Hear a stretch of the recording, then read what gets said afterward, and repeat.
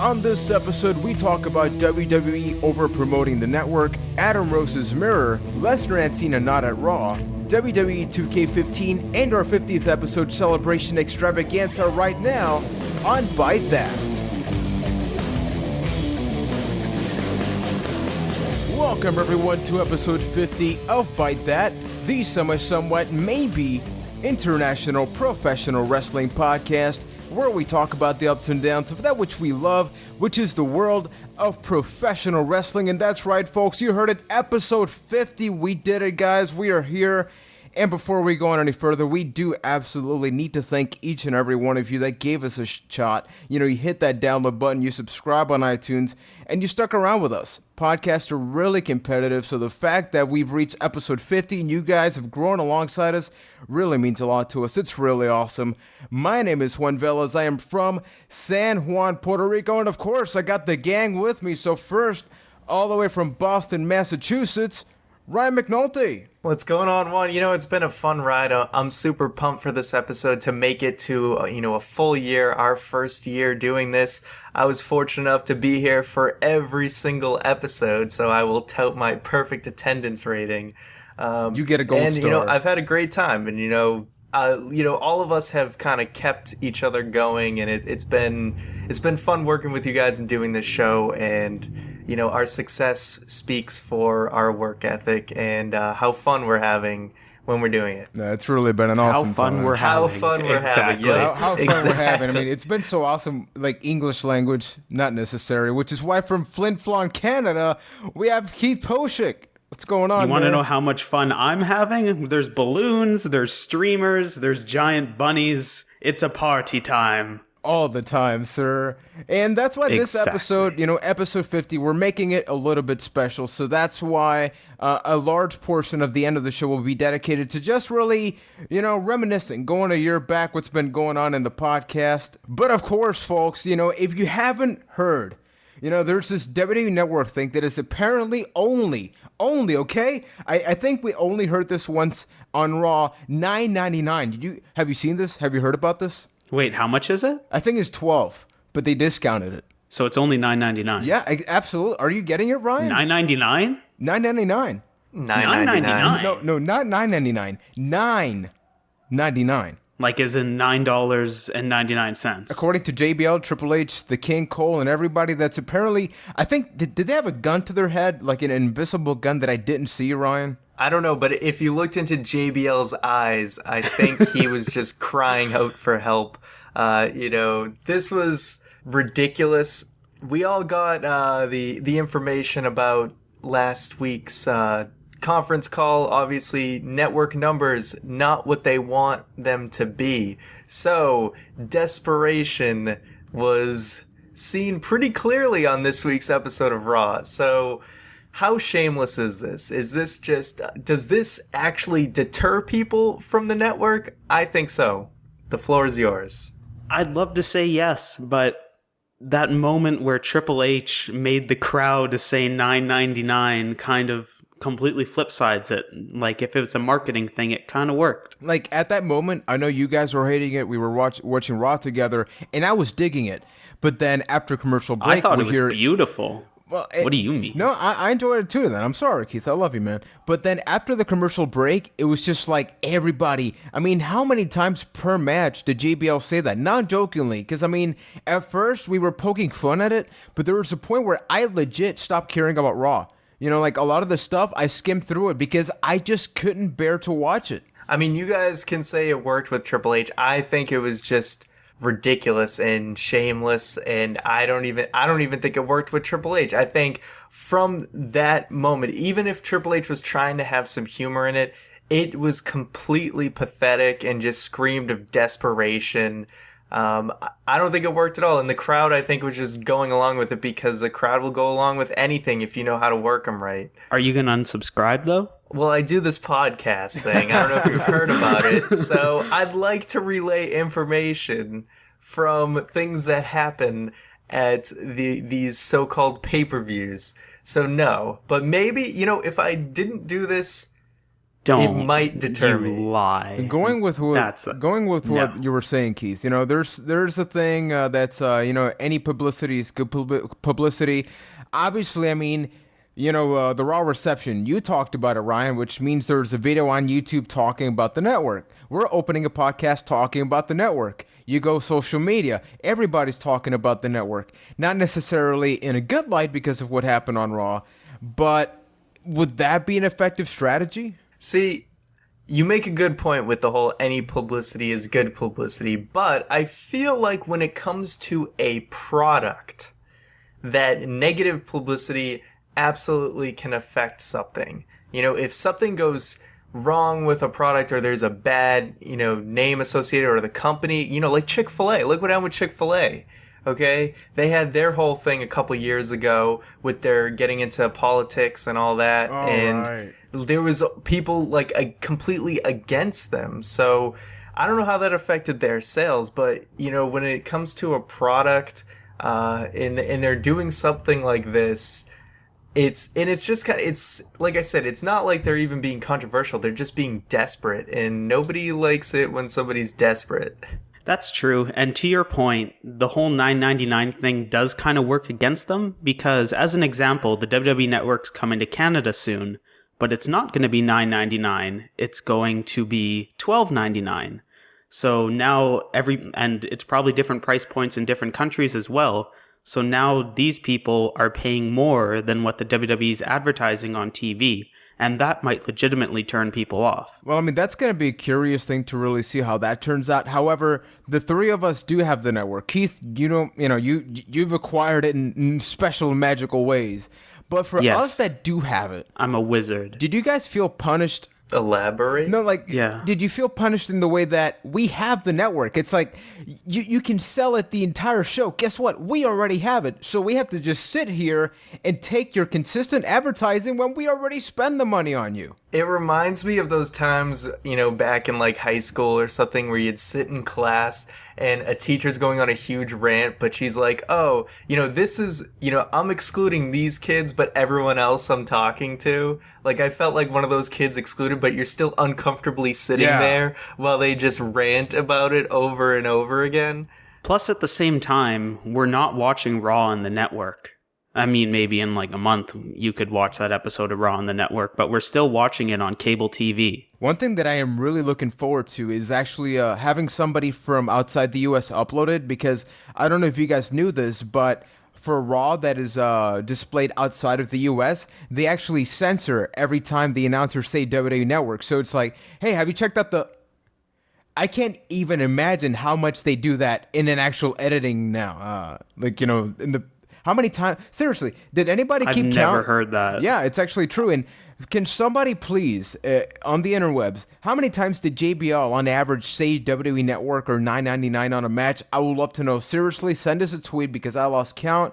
And it's just, it really pissed me off because it's like, I get it, but I don't think these strategies are an effective way to really get the people. And, to the question you brought up earlier, Keith, would you unsubscribe? Once again, if I were to be a mildly casual fan, I would actually unsubscribe just to spite them. Yeah, I mean, you also got to think about, if we're going to go back and watch this on the WWE Network, well, guess what? You ruined the whole episode by just flooding your commentary promoting this product. I mean, it was ridiculous how many times JBL would bring it up within the commentary of a match. And it's like you're just completely hurting the show, and really this show had a lot of ridiculous things going on. No, something that we got to bring up. I mean, this guy, Adam Rose. That was a segue. Yeah, well done. Yeah, well, very well done, Ryan. I did it. I'm so proud of you. I did it. It only took 50 episodes, but I did it. You're in, man. We got it. But with Adam Rose, what the hell was that? I mean, it felt like, did they edit that in Movie Maker at the Ripple Effect or something? I feel like Adam Rose's character is dead on arrival. They just, You know, it started out with a little bit of something, and now he's just like he just shills products like, you know, Twisted Tea, Sonic, and now he's promoting the Oculus movie. I didn't even pick up on that immediately.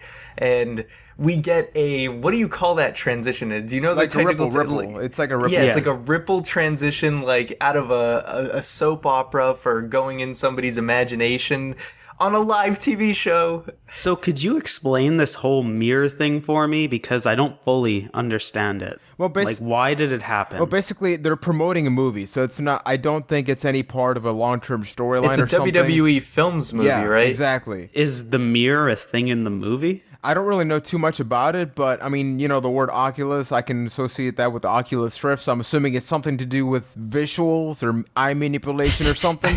I mean, it's probably not too far off. It's like that Harry Potter thing where he looked in the mirror and saw his parents or some crap like that. No, but it's like, oh, you see your worst nightmare or something. So they have friggin' you know, Adam Rose look at it, and then it goes to the little ripple wipe, and then he's in a suit and everything. I don't know. I figured they just have the lemon guy show up or something. That we don't get this cheesy effect. I mean, when's the last time they did something like this? When you know, Randy Orton sees Undertaker in the mirror or what? Oh, something like that. Yeah, probably. But they do weird promotion things like that all the time. Like a couple weeks ago when they were shilling Sonic slushies, and then Hornswoggle got brain freeze. But I'm saying, like, the way that they did it, you know, where they sometimes just cross that line where it's like, we know it's all a show, but didn't that really take you out of it that they did something like this? Because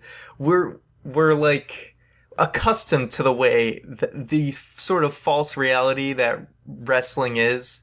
You know, we're not accustomed to daydreams or whatever in the show, you know. I think that's always the big issue of, like, you can't take wrestling too serious, but when on the same show you have this Brock Lesnar promo, which we'll be talking about, where he's swearing but being censored, and at the same time you have this, it's kind of like, so where do you draw the line? Or it's like, give me a smoother transition from one thing to the other. You know, I immediately remember when The Undertaker manipulated Josh Matthews, so temporarily Josh Matthews spoke like The Undertaker to deliver a message to Randy Orton. Oh, yeah. Yeah. I mean, hell. I mean, okay, Tim White. Hello?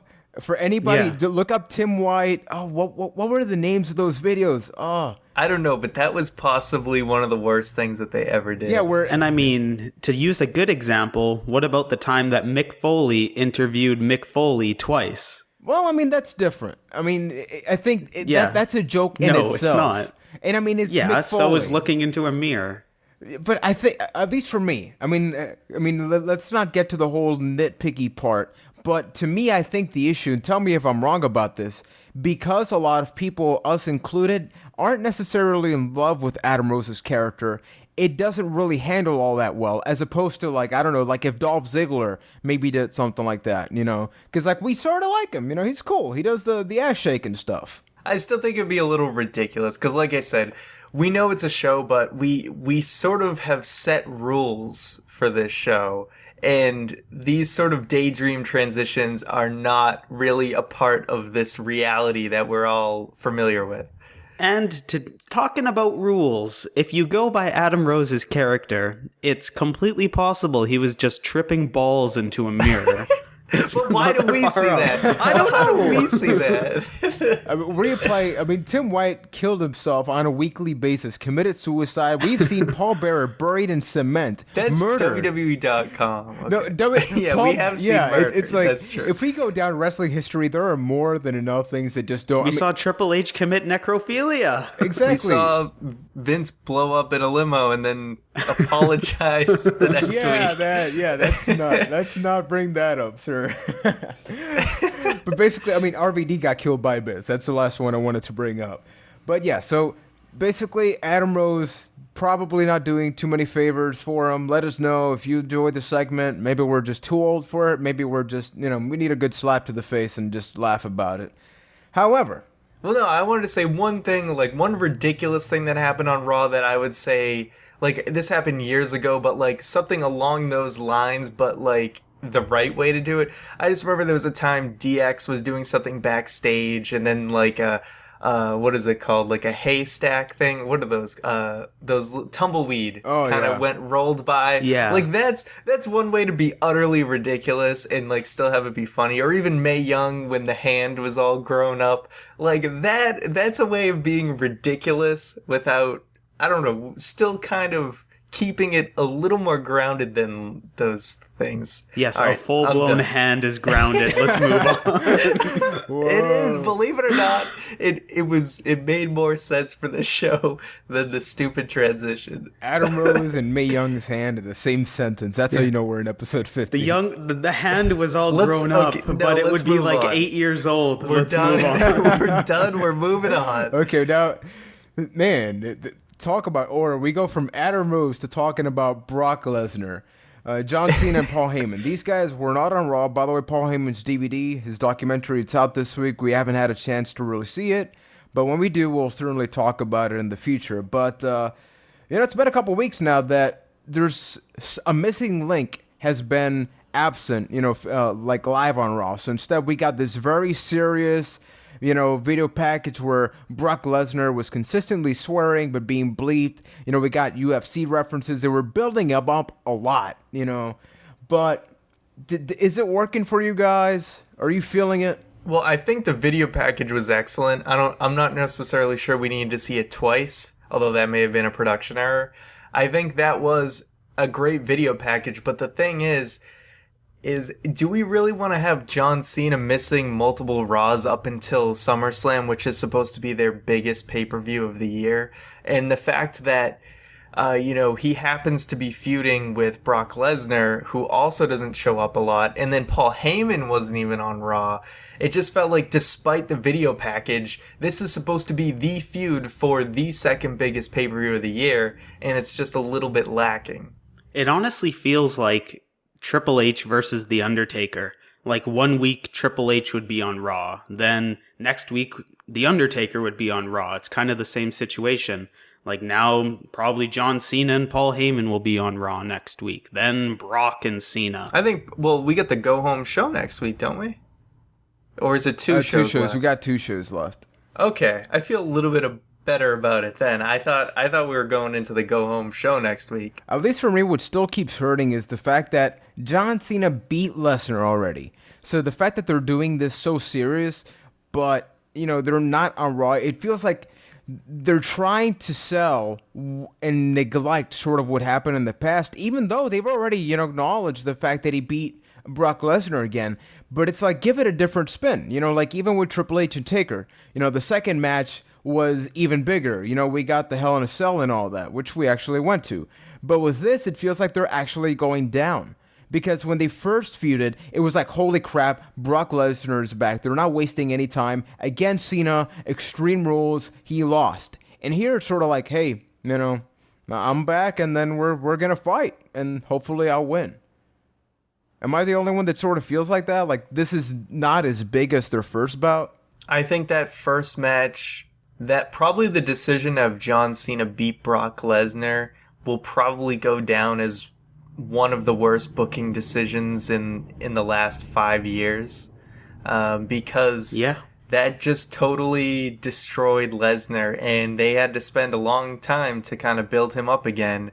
And now he's gotten the best win you can ever get in wrestling. And it doesn't help that he's now in his first match going up against someone who beat him in his current run. And you're right. I think that totally hurt that. But, I think they're kind of, Bryan got injured. That, from what we hear, that was supposed to be the match. So they're doing kind of what they pretty much only have one other option after Bryan, and that's Cena. Punk's gone. Nobody else is kind of on that level to be even competitive with Lesnar. So you have to put Cena in there, and it's just 2012 biting you in the ass. Now, correct me if I'm wrong, but isn't there a rumor or it's confirmed that Cena's leaving after SummerSlam as well? Dirt sheets lately aren't exactly all that accurate, so I don't really pay too much attention to all that. Who's leaving after... Wait, Cena's leaving after SummerSlam? I thought I read that Well, somewhere. it's For possible a movie? he could be taking a break because he's he's filming one movie now, and then I think he's filming another movie possibly after. I know he's filming 2 movies, so it's possible he's taking a break. But so far, do you think that hurts the build-up? Knowing that? Well, I think movie or not, I think there's pretty much no question that Brock Lesnar is winning this match. That's basically what I'm getting at. And do you think that hurts the build-up? Or are we making kind of the same mistake we made with The Undertaker and Brock Lesnar, where it was a foregone conclusion that The Undertaker was going to win that match? I don't think we really should get too much into the dirt sheet stuff. I mean, the same way, we're not going to really talk about it this week, but we know Jericho announced sort of when he'll be done for a while. So, those things are always there. But at the same time, it's WWE. How many times have we heard a wrestler say, oh, I'm going to take a break? And they do, but they happen to be able to come back at these specific dates, so we don't really feel that, that emptiness. So I just think that as long as Brock Lesnar wins, which, we are doing that whole Brock Lesnar Taker thing where we are just assuming Taker's winning. And, if John Cena wins, holy crap. I don't think Brock Lesnar should ever... will be the worst booking decision in the last decade. Absolutely. It'll just... As a fan, it'll hurt me in the heart feels, I think The Undertaker will literally shit himself if that happens. So, we'll certainly be talking about that as hopefully we actually get any of the 2 guys on Raw. But somebody that was on Raw at the end, he stole the show. This guy, we've actually been taking a little bit of a break talking about Dean Ambrose in the podcast, simply because he's so damn awesome. You can't help but talk about the guy. But he's so good.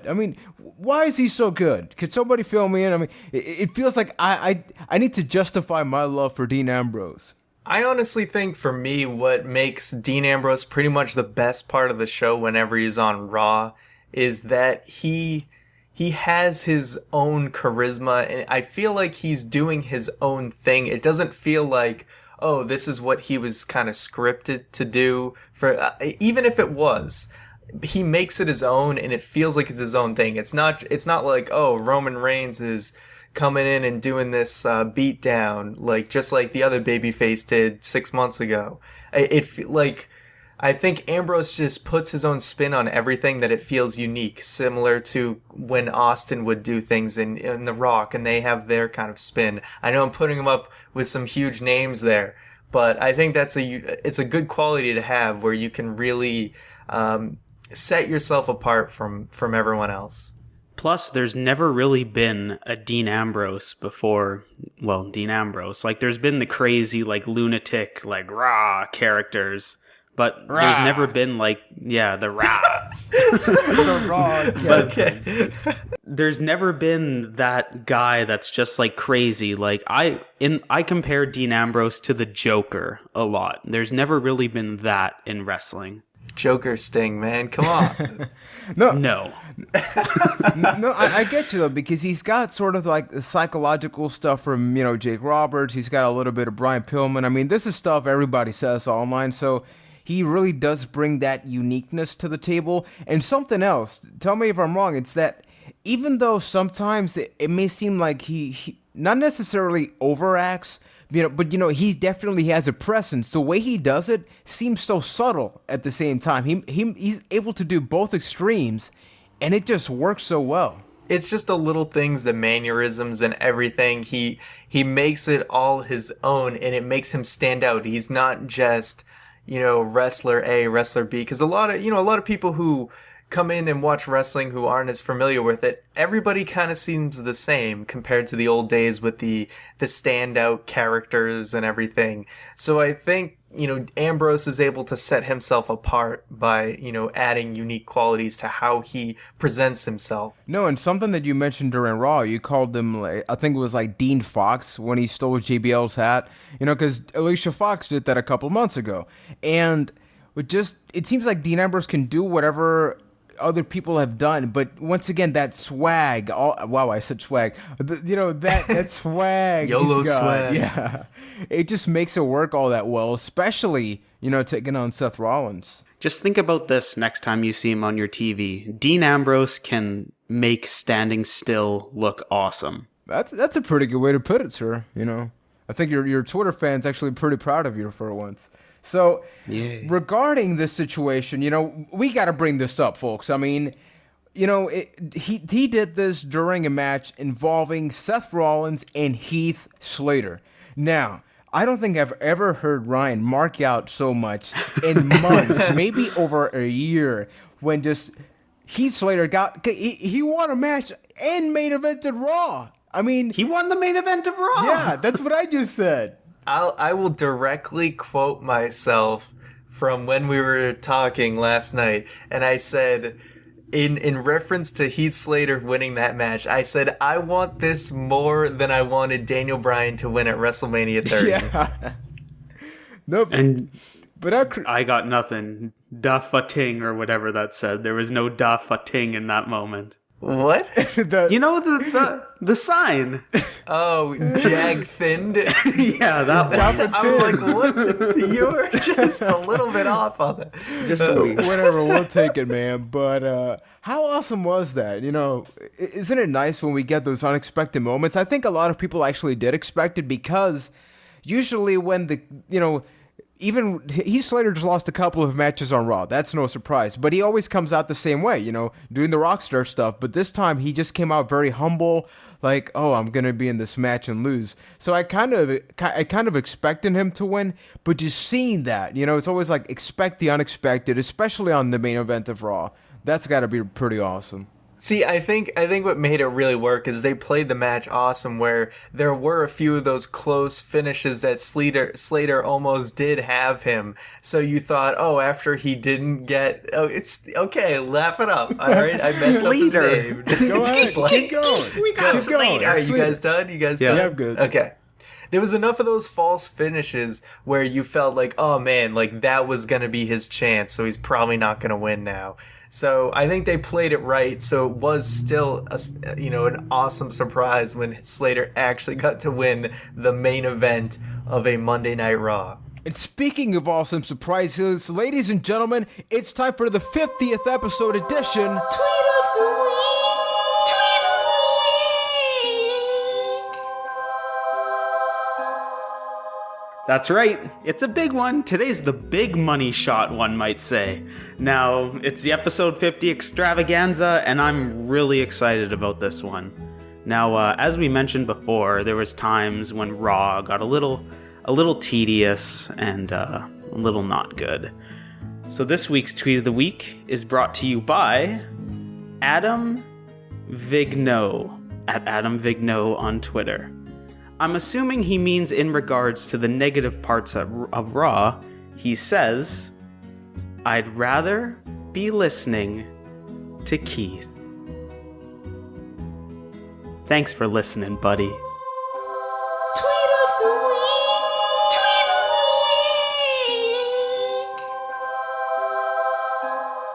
Thank you, Keith, for that incredibly fan interactive tweet of the week. And how awesome is it? We have people that just, love Keith on Twitter and tweet at him. So thank you, Adam. Thank you, Viggs, for just giving him, Keith, a shout out. In turn, he gives you a shout out. It's just nice to know that we make an impact on people's lives, that we do a little good. We make people like wrestling that little bit much more. Absolutely, sir. And remember, you may be listening to this on iTunes, Stitcher, YouTube. Guess what? We are on all three. The podcast is available Tuesday nights. You can check out our YouTube channel, youtube.com/Byte That Caster. We have a lot of stuff. Next week, I am actually going to be interviewing the natural Chase Stevens on the YouTube channel. That's right. That's going to be pretty interesting. The guy's not all that nice to me, but, we'll just go with it. We have a lot of stuff coming up. Top 5 podcast moments is going to be available this Thursday, telling, guess what? Our top 5 podcast moments and everything else, including a revamped edition of the Raw reception. Ryan, what are we doing with the reception? What's happening there?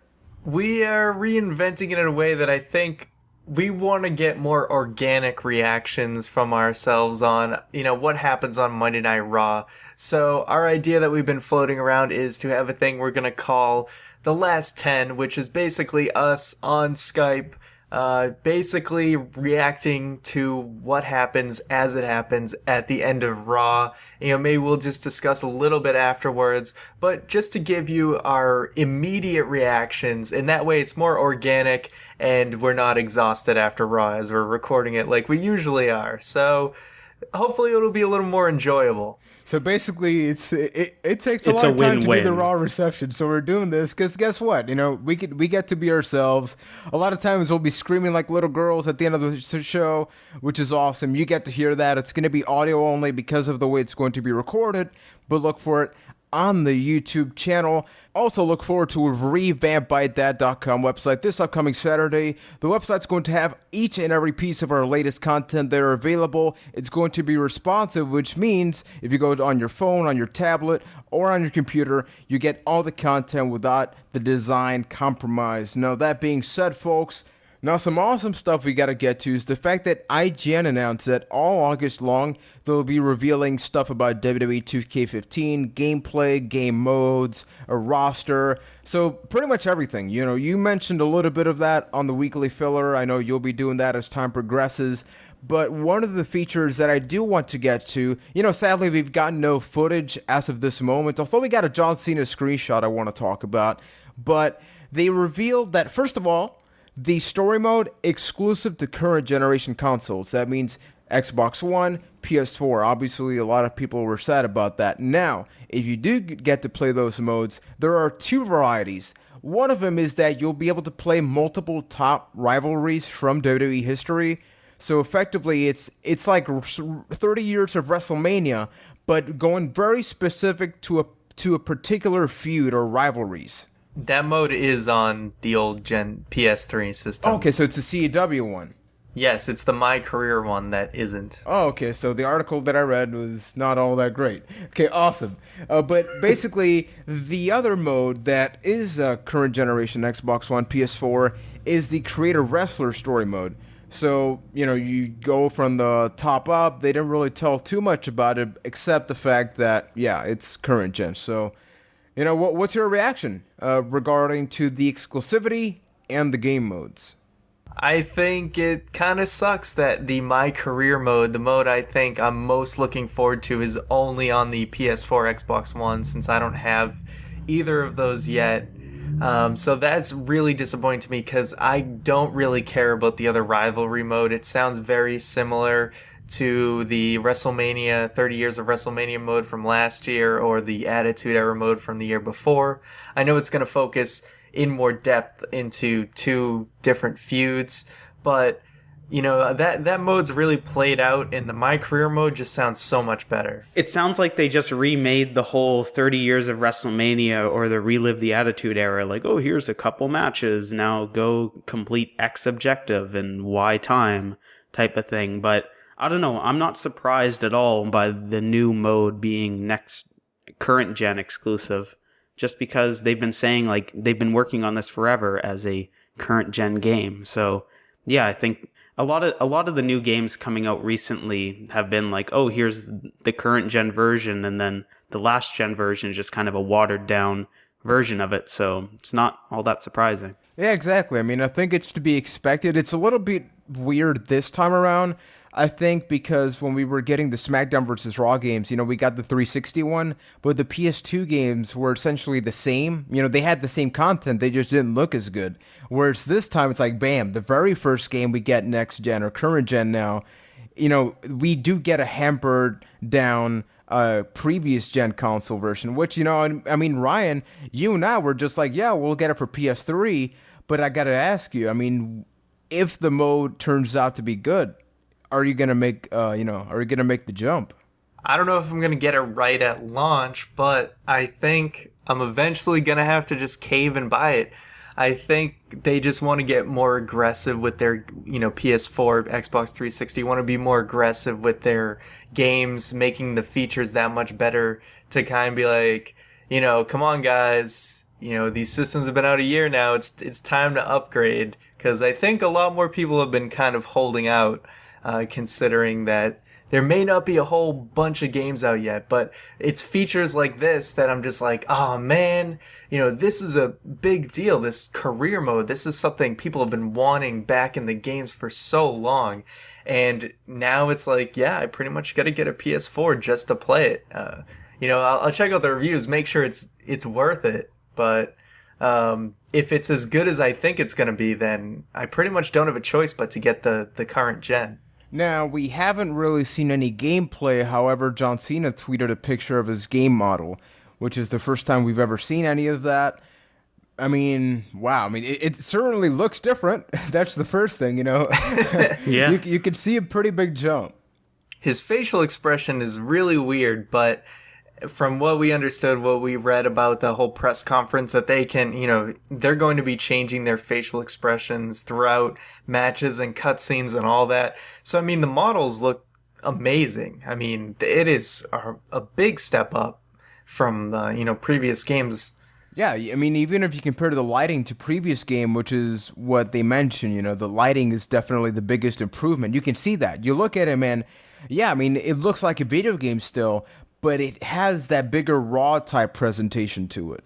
My question to you guys, because you play a lot more of the games than I do, is does that actually matter though? Like if you have the panned out camera angle, do facial expressions really matter? Like, yeah, there's the set animations when they do a clothesline or a DDT and the camera will change for that, but does that matter? At least to me, it really does, because a lot of times, say you power bomb or something. For example, I have a 55-inch TV. So, I mean, like I have WWE 2K14 on PS3. I see every little detail, which means I also get to see every single error or stretched out texture or sprite or whatever the hell. So I absolutely do think it really makes a big change. Facial expressions aren't as big of a deal to me, but I think it's just all part of the whole presentation and trying to have it as realistic as possible. I mean, I think I'm more interested in better move animations and also maybe different move animations for different moves. So not every suplex looks the same, not every backdrop looks the same, and maybe even variations with the same exact move. I mean, there's the I don't know how you can apply it to what the Madden games do, but I mean, they sort of have an engine where every tackle is unique and different because of the physics. I don't know if that can transition well into a wrestling game, but something along those lines that I think is sort of the dream. No, and like we are at least hearing about a lot of these things that could lead to those changes. Like apparently there's 4 times the animations from WWE 2K14 and everything. It's like over 50 hours or over 50 days, over 50 days I think it was, of motion capture inside a WWE ring, done by wrestlers. Brand new commentary where instead of having Cole and King commentate in separate days, they're commentating together, brand new sound. So I don't think it's just the facial expressions. I think it's the combination of everything. It's going to make this game awesome. But of course, the final question is, will it be fun? Will it be different? Or are we just going to get a prettier, maybe better animated looking version of 2K14? Because if so, I mean, that's going to be cool. But let's be real, like a week after. Are you really going to care that much? Well, I mean, I think we just got to see. I mean, we still have so much we haven't seen from the game yet. But, as more things come out, we can kind of make that decision. But it seems like this is a huge step from last year. 13 to 14, there was some changes in there, but we can say it's largely the same exact game, just with a few tweaks. Whereas this seems like it's really a new generation of games. This is 2K's baby. It's not THQ's. So, I mean, I think this is going to be a big step up. Whether it's executed properly, that remains to be seen. But I have high hopes. I have high hopes for this game than I have in a long time. I think it's an interesting line between realism and fun that wrestling games really need to figure out. Yep. Well, I mean, IGN's going to be covering stuff all month long. Hopefully, we don't have to wait too long. I mean, I know they're going to be doing the roster reveal at SummerSlam weekend. So in 2 weeks, we are going to get some sort of footage, be it from an entrance, a match, or something. So for what we do have out right now, I'd actually like to know what you guys listening think about the John Cena screenshot, think about the features, send us a tweet at ByteThatCast, or if you're listening on YouTube, just leave a comment below. And one more question. Like me, does this make you want to buy Next Gen? Does that story mode, is that enough for you guys? Do you already have Next Gen? What your situation is, or are you going to get the old version, or are you going to get it all? Let us know. Yeah, or both. I mean, that's a possibility. I don't know why you would, but hey, maybe you are. Find better things to do with your money. God bless you, and I love you, but yeah, and if do that. If you have that kind of money, buy us some consoles. We'll play and give you credit. Yeah. So I think it's no e-bagging. Yeah, no, sorry. I'll name it after you. Yeah, Adam, go get him one. So, we are talking episode 50. So we've been doing this for 50 weeks, man. It's been crazy. It's been a ride, huh? It's been a roller coaster. Yes, it's been crazy, but it's been a lot of fun. Yeah, I mean, I think that I think it's time we please Keith Ryan. I remember on the very first episode. Whoa. Yeah, okay, verbally, Get it, girl. verbally, not orally, verbally. Okay. On the very first episode of the podcast, I remember. I don't know if you guys remember this. We would take like 50 minutes just to get ready to hit record. Like, we would overanalyze everything to the point where we took longer to prepare than it was the actual show itself. Yes. Yeah. And also, I sounded a lot quieter. So if you want to go to our YouTube channel and cringe, just go, keep hitting that load more button and keep scrolling all the way down to the bottom of our videos and, dig up some old gems. And you can see you could just kind of watch every kind of 30th video and see sort of how we've evolved. So you can grow with us. Exactly. I mean, I think we've all improved. Oh, I got in trouble. I didn't shut my. But anyway, no. I mean, I think we've improved a lot in a year, and I think the reason we want to keep going is just we enjoy doing this, and we make a good team. If I can say that about ourselves. You know what? I scallywag and agree. The thing that I love most about Byte That is, we've been friends for how many years? 10 years? 10, man. A decade. 10. Yes. And there would be long periods of time where we wouldn't really talk to each other for a while. Yeah. But this is like a thing that we do every week now. We keep in touch, and it's beautiful. Is it time we sort of reveal how sort of this came to be? I mean, you're from Boston, you're from Flin Flon, I'm from Puerto Rico. I mean, just how the hell did these I three cringe guys... every time you say Flin Flon, but continue.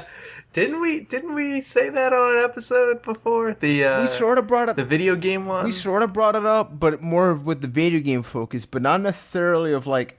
I mean, we grew with each other to the point where sometimes we talk for like 12, 13 hours, I mean, we were like 14, 15, so what was our worries about life, like class? Me and Ryan did that like last month. It's kind of pathetic, honestly. Those Sundays, but yeah. No, but basically all the stuff that happened, Keith and I were originally going to have a podcast called the DWX Radio Show, like back in what, like 2008? 2004? No, that was 2006. It was like 6 or 8. 6. Like if you look up like DWX Tripod, look up something like that. The tripod, okay, it goes that far back. Website's still out there, so you can still check that out. We were all cool posting GIFs or GIFs or whatever online. I think we have a picture of like Spawn on there and just like a bad pixelated flame and somewhere swearing, on that webpage. Because swearing makes audio so cool. Should we let's go back to the very, very beginning, because I mean, we were all hesitant when we first started this to kind of talk about who we are, because we wanted people to kind of get a feel for our show and everything and how we feel about wrestling before we talked about ourselves. But I think it really just goes back to this website, NoDQ.com, which I still go to for all my wrestling news. If you notice, all my links on the filler, they're always from NoDQ. They had this thing called NoDQ CAW. They took the GameCube video game it was WrestleMania 19 at the time, and basically they recorded that, made some cool characters, made matches, and had a guy commentate it. And that pretty much inspired all these, 14, 15 plus year old kids to make their own leagues on those forums. And basically I was trying to make my own league. And there was some other kid who I was working with at the time and introduced me to Juan. Yeah. Yeah, I think if I remember my story correctly, I said something stupid on the forum, a shocker, I know, about that league, and then Juan added me on MSN Messenger to correct me. Wait, and you then, said about my league? No, about No DQ. Oh, okay. Yeah. I didn't watch yours. Jeez. I know. What do you think? Yeah, it was What do you something think like this that. is? And And then I guess the rest is history. No, and the funny thing, and how things just repeat itself, I remember just watching Ryan's show and going like, it's very cool, but it's like, he's boring talking. It's missing a certain je ne sais Puerto Rican. So my English was nowhere as good as it is now. Like I can't like imitate how bad my English used to be. But I mean, I love that concept of like recording and all that stuff. So I sent them a message. I still don't know why you even allowed me, because holy crap, my English was terrible. I mean, Well, you had enthusiasm, which You is had something I didn't personality possess. that Something I didn't was possess severe until lack. the age of 21 or something. but I don't know. You did a good job, but I mean, hey, you learned better English. But as we could tell, I mean, how much could I have honestly helped you when at the beginning of the show I said "are having fun" or something like that? No, but it's crazy. Like my English got better because of you, man. I owe you like half my career by stuff that I do in the States. Do you need me to leave for a minute? Okay, Keith. Okay, fanfic fantasies. It's coming back. No. No, it isn't. Which brings us to, just sort of the experimental phase of Byte That. When we started the podcast, it was always the debate of like, are we serious? Are we funny? Like, are we ourselves? But it's like, what if we offend people? So like the first episodes, first of all, they would take me like 3 hours to edit, like 3-4 hours. It was crazy from the way. And we've gone down to like, how long, Keith? Do we get a show Probably down about 45 minutes, give or take. I mean, think about that. It's ridiculous. And we would edit out any swear. And it was just this long set of pauses. Remember that? It's like we would force each other to talk because we just ran out of things. And it was just... In the days before Levelator. Oh, my God. I would go manually. And, like, because Mr. Ryan spoke so low, I had to, like, raise the volume of each thing individually to avoid a clipping. Which, I mean, that only took me like an hour. And now it's just like 30 seconds to Levelator. So if you guys have a podcast or something, look up Levelator. It'll save your freaking life. Yeah, see, I mean, I don't even think we actually even kind of revealed everyone's roles behind the scenes. Because it did start up with Juan editing the show, but now Keith is the primary editor of the show. I usually do most of the YouTube uploads, except for Juan when he uploads his own special videos. And Juan is we all run the Twitter, but Juan is truly the social media expert. And yeah, he also kicks both of our derrieres at Yes. that. Let's be real here. So most of the time Juan's talking to you on Twitter. But it is, I responded to someone today, so that's a thing. And then of course Juan also, he mans the Facebook like a champ. Yeah, and it's just crazy because I don't think we've ever had one episode where we just haven't had fun. But Byte That has really just been, I can honestly say on my worst day at work or somewhere, I always think like, man, I'm just so glad there's the podcast today. Not true. There was one episode that I legit thought was not fun, and that is the one where you made me almost re-edit the whole thing in the last like hour before it was supposed to go up. There was a lot of things that needed to get edited from that edited out of that episode that we're not going to go into, and then at about 4 o'clock before it was supposed to go up, they're like, "Yeah, you need to redo it all." That was not fun. Interestingly enough, though, that I might consider our best episode ever. Yeah. So, and I can guarantee you it's going to be a part of that top 5 video you're going to see this Thursday. So stay tuned for that. But yeah, so even if it was the worst moment for you, Keith, of this whole project, it did create one of our best moments. Now, Yes. one thing that I am struggling to even bring up, and you guys already know what I'm going to talk about. This podcast has also allowed us to know what we should not do under any circumstance. For anybody that has listened to, I mean, between episodes 1 and 10, 1 and 15 or something. Episode 17. Yeah. Wow. I know which one it is. Wow. Okay, I'm worried go now. back and listen to that one now. So we did a little thing called fanfic fantasies. Fanfic fantasies. Fanfic fantasies. Okay. Go ahead, Juan. So that was Mr. McNulty's. I'm just calling you out right now. That was your genius idea of like, hey. It was. You know, so could you explain what fanfic fantasies was about and why you thought it was such an amazing idea? Well, to be honest, there was a thing, I don't know if any of you have been to that guy with the glasses.com.